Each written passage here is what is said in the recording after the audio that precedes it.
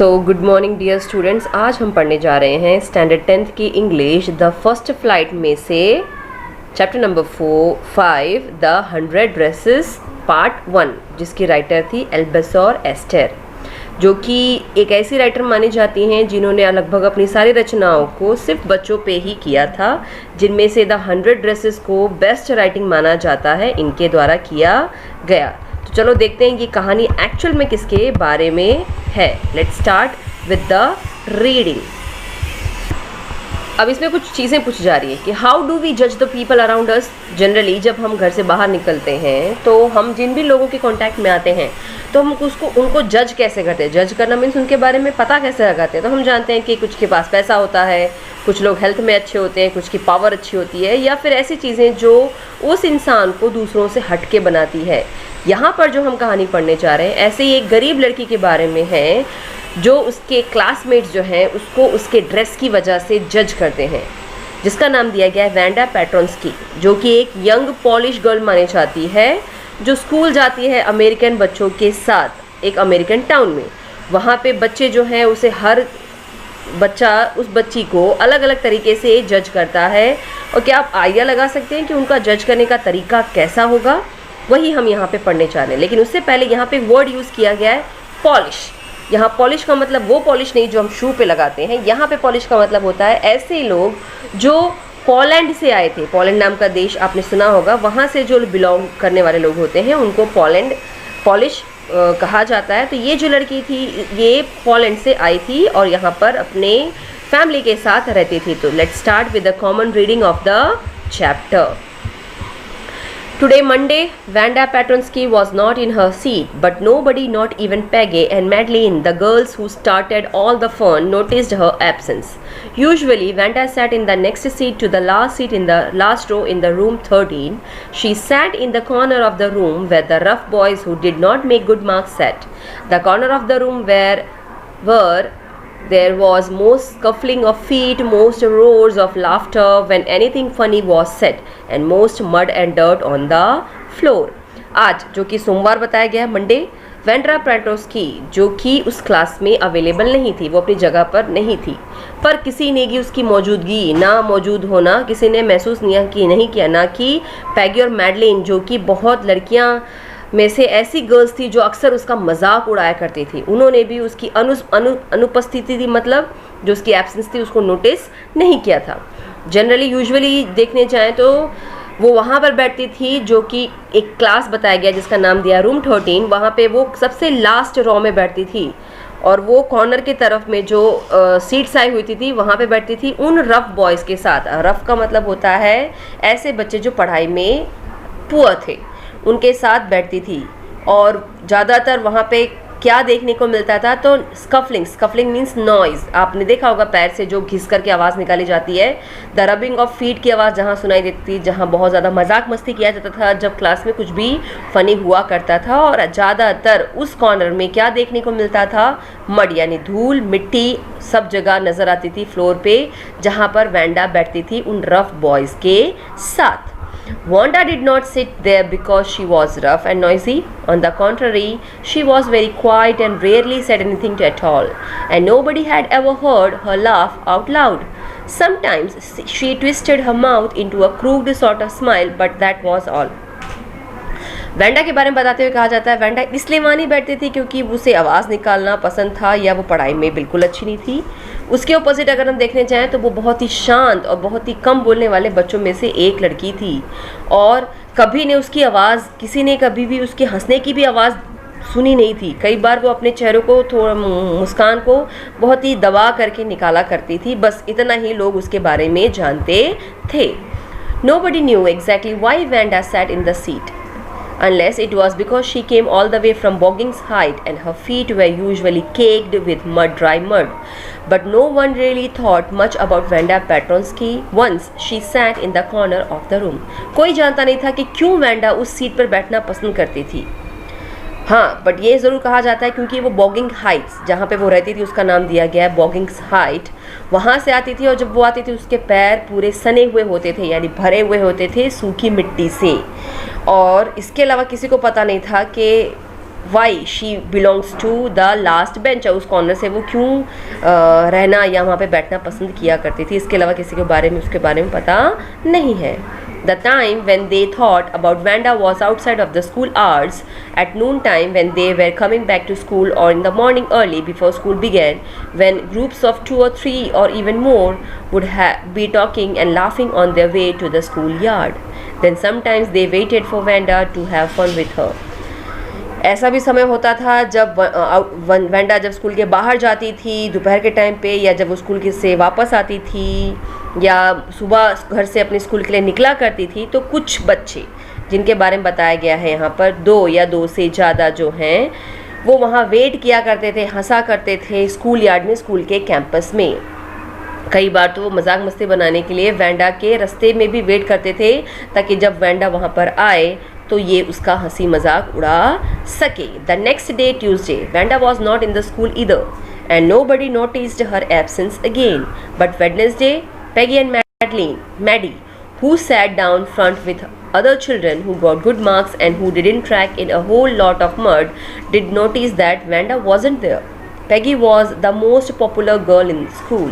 She was pretty, she had many pretty clothes, and her hair was curly.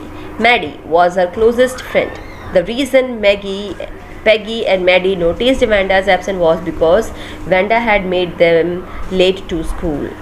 अब यहाँ पे क्या बताया जा रहा है, मंडे को वो नहीं आई, किसी ने नोटिस नहीं किया, ट्यूसडे को नहीं आई, किसी ने नोटिस नहीं किया कि वो वेंडा जो है वो क्लास में प्रेजेंट नहीं है. लेकिन जब बुधवार यानी वेडनेसडे की बात आती है, तो पैगी और मैडी जो कि सबसे आगे बैठा करते थे उस क्लास में, उन बच्चों के साथ जिनको अच्छे मार्क्स आया करते थे और जिनके पैरों में मिट्टी धूल नज़र नहीं आती थी, उन लोगों ने नोटिस किया कि वेंडा तो आज आई नहीं है. पैगी जो कि बहुत ज़्यादा फेमस गर्ल मानी जाती थी स्कूल में, वो बहुत सुंदर थी, उसके पास बहुत अच्छे अच्छे कपड़े थे और उसके बालों को कर्ली बताया गया है. मैडी जो कि पैगी की काफ़ी नज़दीकी दोस्त यानी बेस्ट फ्रेंड मानी जाती थी, ये दोनों सोच में पड़ गए कि क्यों वेंडा जो है वो स्कूल नहीं आई है. और वो इसलिए उसको याद कर रहे थे कि अक्सर वो लोग उसका मजाक उड़ाने के लिए उसके घर के बाहर या रास्ते में उसका वेट किया करते थे, जिसकी वजह से कई बार वो दोनों यानी पैगी और मैडी लेट हो जाता थे. इस वजह से वो उसको यहाँ पर याद करते हैं. They had waited for Vanda to have some fun with her and she just hadn't come. They often waited for Vanda Petronsky to have fun with her. वो उसका इंतज़ार करते थे काफ़ी लंबे समय तक कि वो आए और उसका मजाक करें, लेकिन वो आई नहीं. और वो कई बार वेंडा का वेट भी करते थे कि उसके साथ कुछ हंसी मजाक किया जा सके, उसका मजाक उड़ाया जा सके, लेकिन वेंडा तो आई नहीं.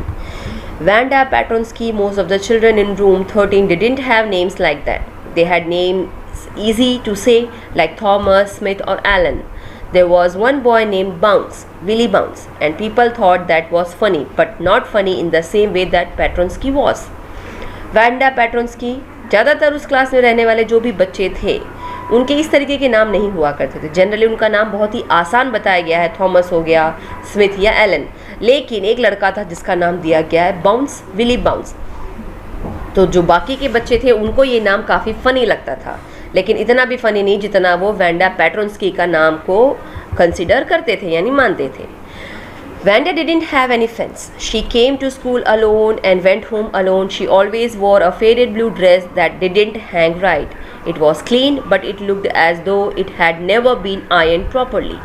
She didn't have any friends, but a lot of girls talked to her. Sometimes they surrounded her in the schoolyard as she stood watching the little girls playing hopscotch on the worn, hard ground.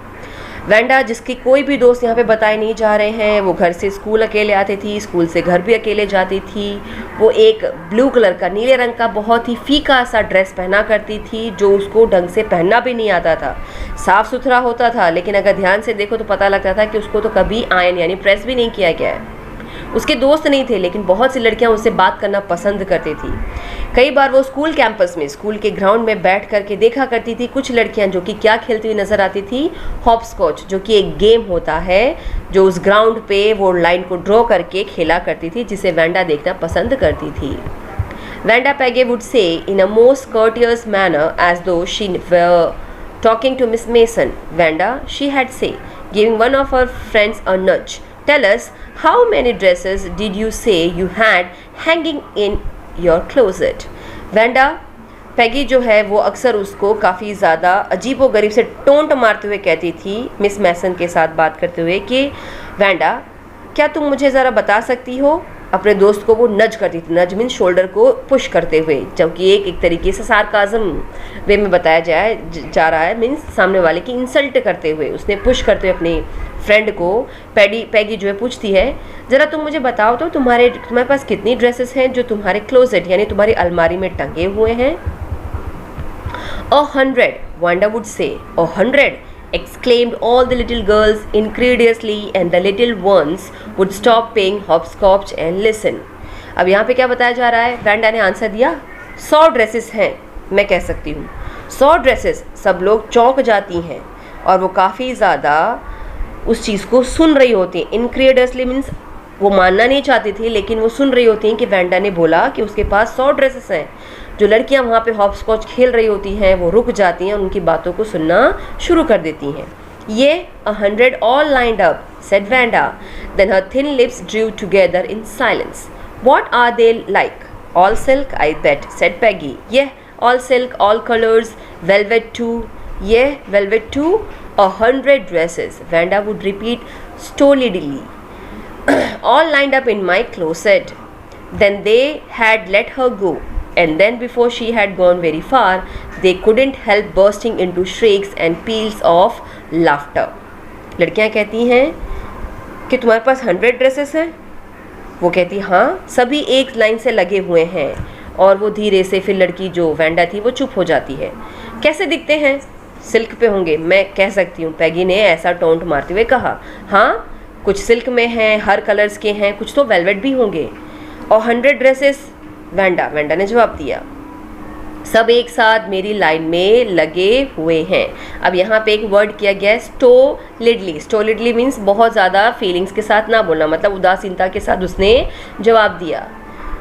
तो वो लोग उसको जाने देते हैं और जैसे ही Wanda थोड़ा आगे चली जाती है वो लोग अपनी हंसी को रोक नहीं पाते और ज़ोर से हंसना शुरू कर देते हैं, उसका मजाक बनाना शुरू कर देते हैं। और 100 dresses, obviously the only dresses Vanda had was the blue one she wore every day. So why did she say she had 100? What a story! सब लोग उसका मजाक उड़ाते हुए कहते हैं कि हो सकता है उसके पास होगा, पर हम जानते हैं कि उसके पास नहीं है। अगर होता तो वो रोज़ वही फीका नीला सूट जो है, फ्रॉक जो है वो पहन के नहीं आती। उसके पास अगर 100 ड्रेसेस हैं तो इसके पीछे का रीज़न क्या है? क्यों वो वही एक ड्रेस रोज पहन के आती है? How many shoes did you से you had? 60 pairs all lined up in my closet. Cries of exaggerating politeness greeted this, all alike. Oh no, every pair is different, all colors, all lined up. अब वो कहती है तो फिर तुम्हारे जूते कितने पास हैं? तो उसने बताया 60 pairs मेरे पास जूते हैं जो मेरे क्लोजेट में लगे हुए हैं। तो वो उसको बढ़ा चढ़ा करके कहती है, कैसे दिखते होंगे? सब एक जैसे ही नज़र आते होंगे। कौन? पैगी ने बोला। वो कहती है नहीं, हर जोड़ी जो है जूतों की वो अलग है, हर रंग के आपको एक साथ नज़र आएंगे। पैगी, who had thought up this game, and Maddie, her inseparable friend, were always the last to leave. Finally, Vanda would move up the street, her eyes dull and her mouth closed, hitching her left shoulder every now and then in funny way, she said, finishing the walk to school alone. होता यूँ है, पैगी जिसे पता था कि अब ये game देखने का मतलब नहीं है और उससे चिपकी हुई थी कौन? उसकी दोस्त मैडी। वो दोनों इकलौते ऐसे लोग थे जो क्लास से सबसे लास्ट में जाना पसंद करते थे। जैसे ही वांडा निकलती है गली में होते हुए, उसकी आंखें फेडेड नज़र आ रही हैं, मुंह बंद होता है।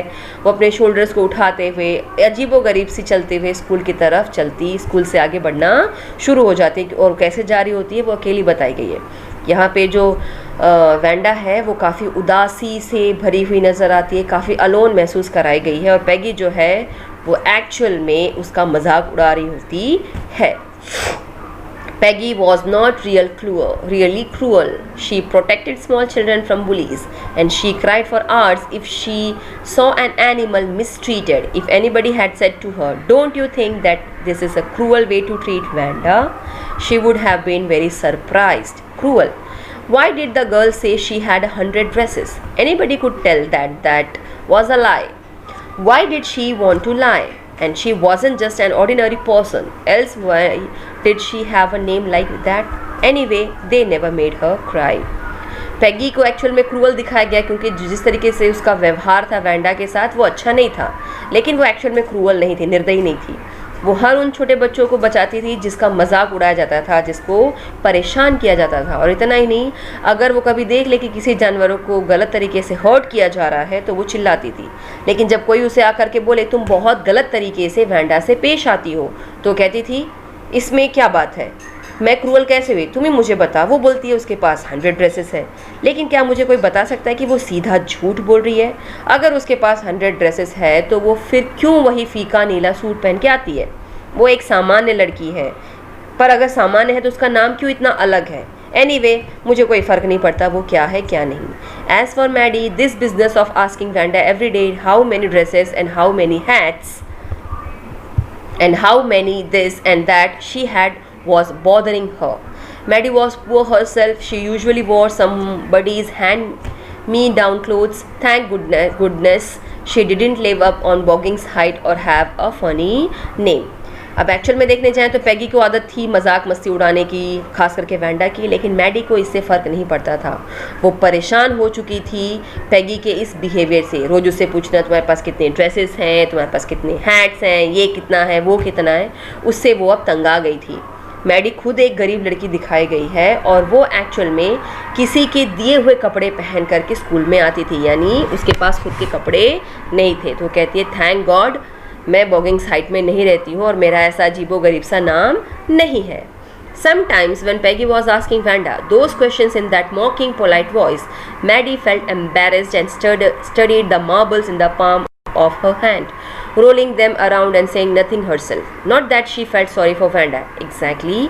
She would never have paid any attention to Vanda if Peggy hadn't invented the dresses game.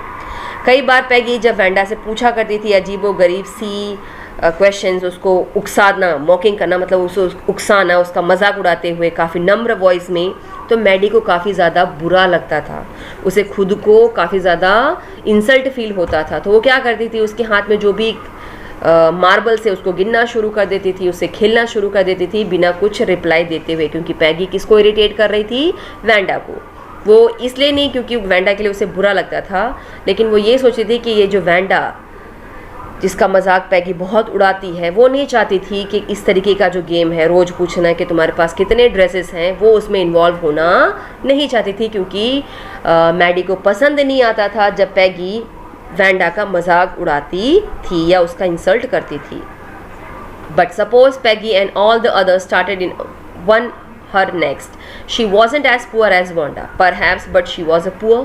Of course, she would have more sense than to say she had 100 dresses. Still, she would not like for them to begin on her. She wished Peggy would stop teasing Wanda Petronsky.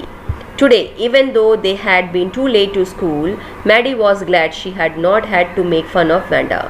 She worked her arithmetic problems absent-mindedly. 8 times 8, let's see. She wished she had the nerve to write Peggy a note because she knew she never would have the courage to speak right out to Peggy. To say, hey Peg, let's stop asking Wanda how many dresses she has. When she finished her arithmetic, she did start a note to Peggy. Suddenly she paused and shuddered. She pictured herself in the play in the schoolyard, a new target for Peggy and the girls.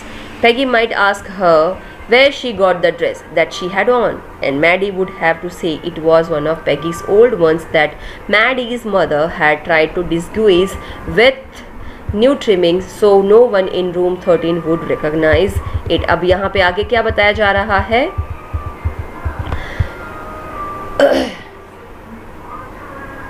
पैगी जिसके बारे में यहाँ पे बात हम कर रहे हैं, उसे बुरा तो लगता था, पर वो फिर भी वैंडा से घटिया क्वेश्चंस पूछा करती थी।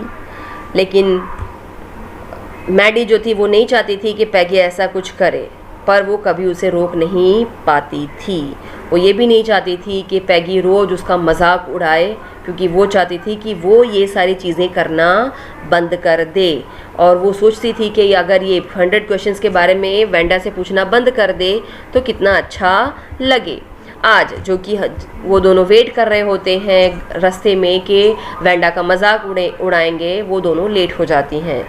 मैडी खुश हो जाती है कि फाइनली आज वेंडा का मजाक नहीं उड़ाया जाएगा। क्यों? क्योंकि वो आज एब्सेंट है। This is all about Tuesday and Wednesday.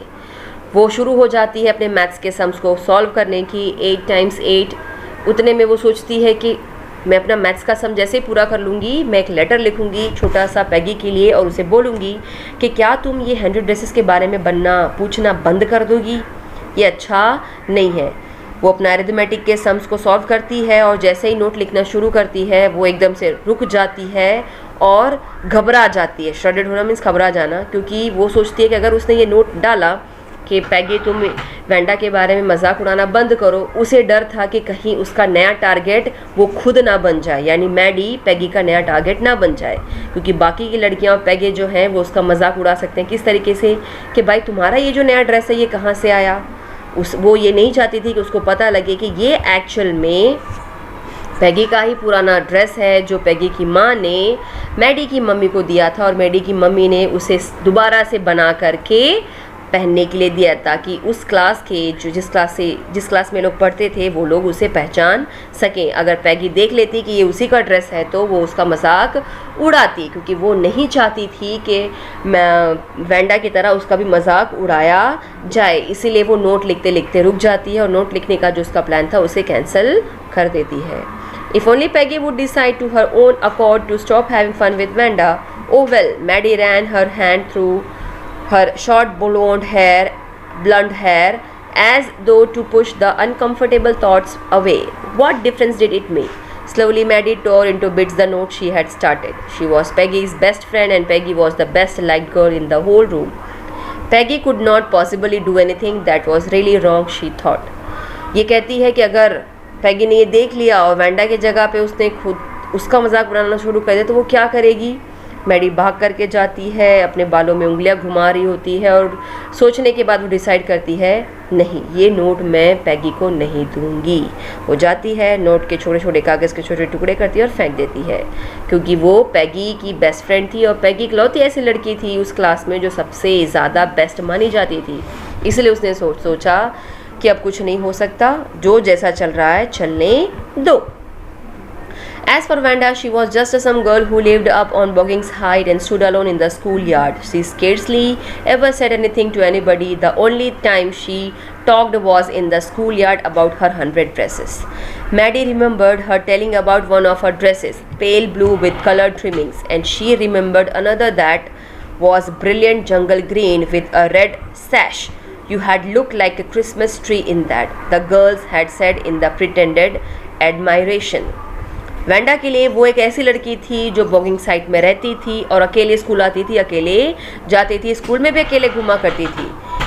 सिवाय उसको अगर कुछ पता था उसके बारे में, किसके बारे में? वेंडा के बारे में, तो वो ये था कि जब पैगी उसको पूछती थी कि क्या तुम्हारे पास बहुत सारी ड्रेसेस हैं, तब वो जो रिप्लाई देती थी। इसके अलावा वेंडा के बारे में मैडी को कुछ भी आइडिया नहीं था। वो याद करती है कि कैसे वेंडा ने उसको बताया था कि उसके पास एक ब्लू कलर का ड्रेस है जो कि पेल फीका सा ब्लू कलर है जिसमें कलरफुल झालरें, ट्रिमिंग्स मीन्स झालर आपने देखी होगी, लगी हुई है। और याद करती है कि उसके पास एक डार्क ग्रीन कलर का फ्रॉक था जिसमें रेड कलर की पट्टियाँ लगी हुई थी, जिसमें वो एक क्रिसमस ट्री की तरह नज़र आ रही होती है।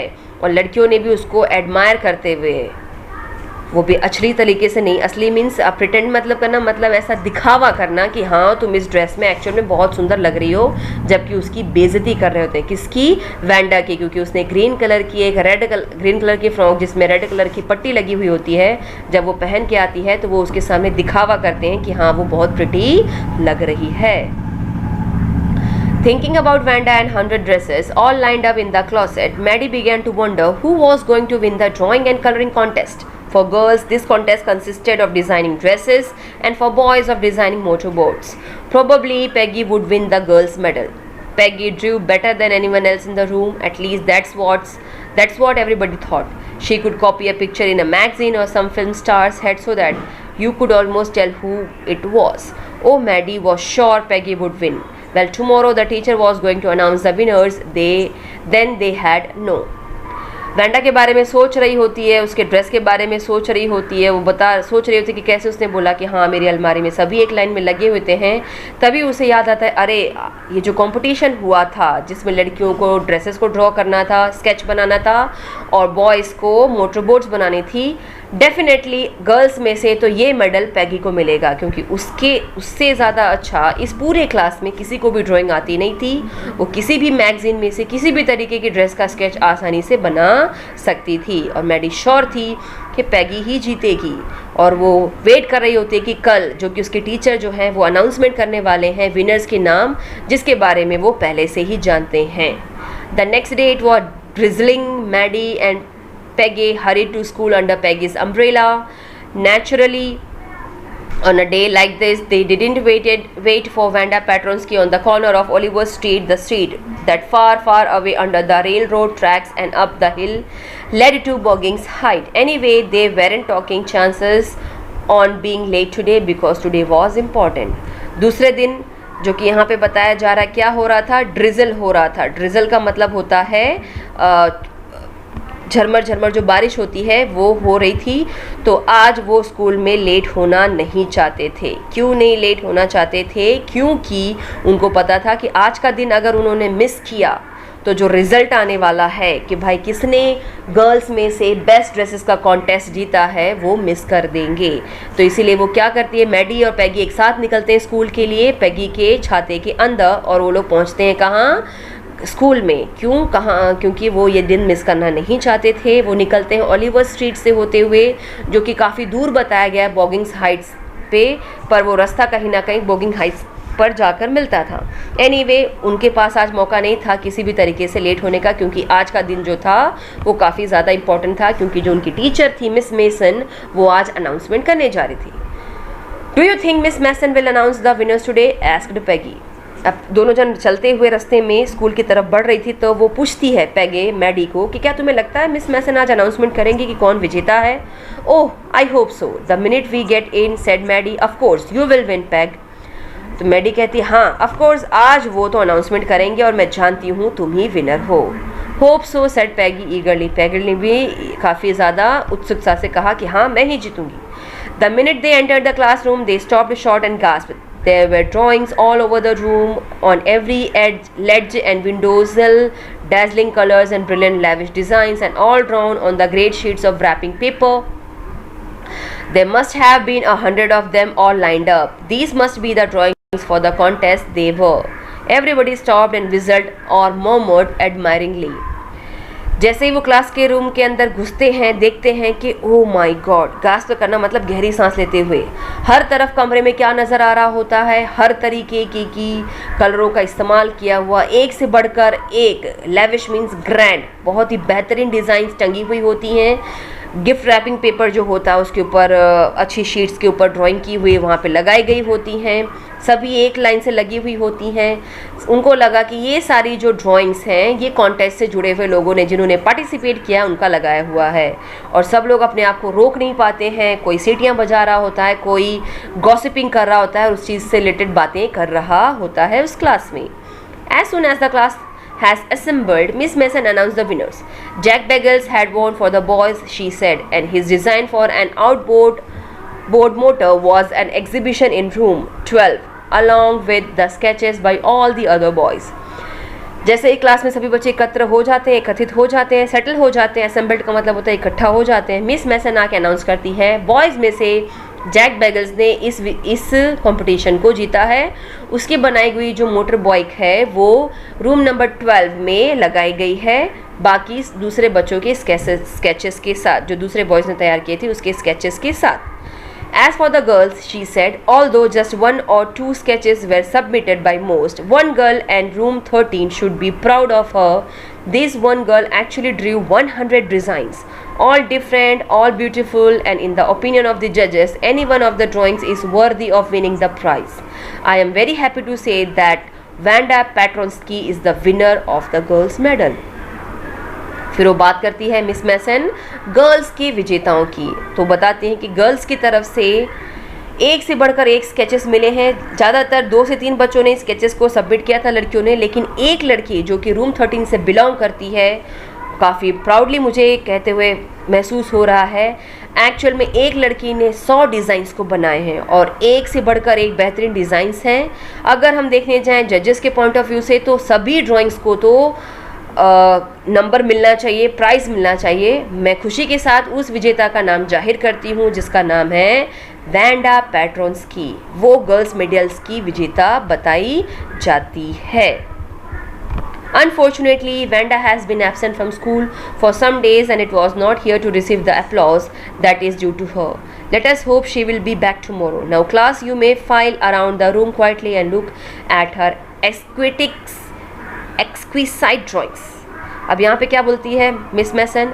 Unfortunately, वैंडा जो है वो हमारे साथ नहीं है, कई दिनों से वो स्कूल में नहीं आ रही। आई होप कि वो यहाँ पर होती और अपनी ये जो प्राउड मोमेंट है उसे जी पाती। आई होप वो कल आए। चलो अभी आप सब लाइन बना करके चुपचाप आगे बढ़िए और उसकी जो ये अद्भुत ड्राइंग है related to this drawings dresses, आप जाके उसके नज़ारे लीजिए। The children burst into applause and even the boys were glad to have a chance to stamp on the floor, but their fingers in their mouths and whistled though they were not interested in dresses. बच्चे जो थे उस class में सब बहुत ज़ोर से तालियां बजाना शुरू करते हैं। बॉयज़ भी बहुत खुश नज़र आते हैं कि उनको मौका मिलेगा जा कर के चीज़ों को देखने का। कुछ सीटियां बजा रहे होते हैं, कुछ तालियां बजा रहे होते हैं, लेकिन उनमें से किसी को भी, बॉयज़ को किसी को भी उस ड्रेसेस को देखने का बिल्कुल भी इंटरेस्ट नहीं था।